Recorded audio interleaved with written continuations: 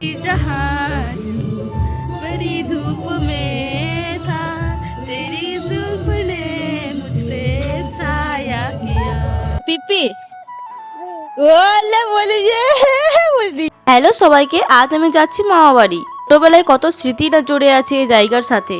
আজকে ব্লগে সব শেয়ার করব। বলো পিপি ওলে বলি যে বল দিছে।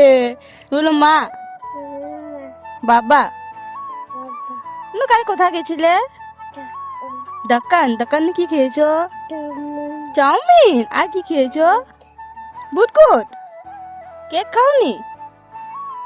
केक, एप्पल, बनाना। नाना नाना क्या होता है? बनाना। बू पीपी बू बू बू पीपी। जहाज बड़ी धूप में था, तेरी जुल्फ ने मुझ पे साया किया। मैं কি খাচ্ছো? আঙ্গুর ফল।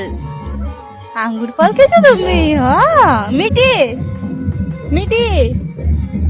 তোমরা যে ছোট বাচ্চাকে আমার ব্লগে দেখছো সেটা হলো আমার দাদার মেয়ে, আর আমার পাশে বসে রয়েছে সেটা হলো আমার পিসিমা। আর আমি আজ এসেছিলাম ষষ্ঠী পুজোর জন্য মামা বাড়ি। আর এটা হলো আমার দাদা, আর এটা হলো আমার বৌদি।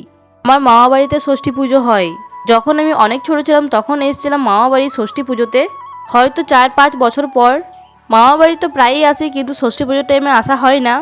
তাই আজ ভাবলাম চলো মামা বাড়ি থেকে ঘুরে আসি। বিকেল টাইমে আমরা ঘুরতে গেছিলাম আমি আর বৌদি। আর এটা হলো মামা বাড়ির সরস্বতী মন্দির। মায়ের মুখটা কতটা বেশি মিষ্টি, তাই না বন্ধুরা? মায়ের মন্দিরে দর্শন করে আমি আবার চলে এসেছিলাম মামা বাড়ি।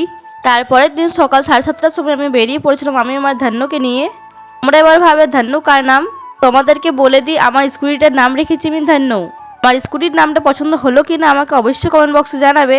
বাড়ির বড় ব্লগ দেখতে চাইলে আমার চ্যানেলে গিয়ে দেখে আসতে পারো।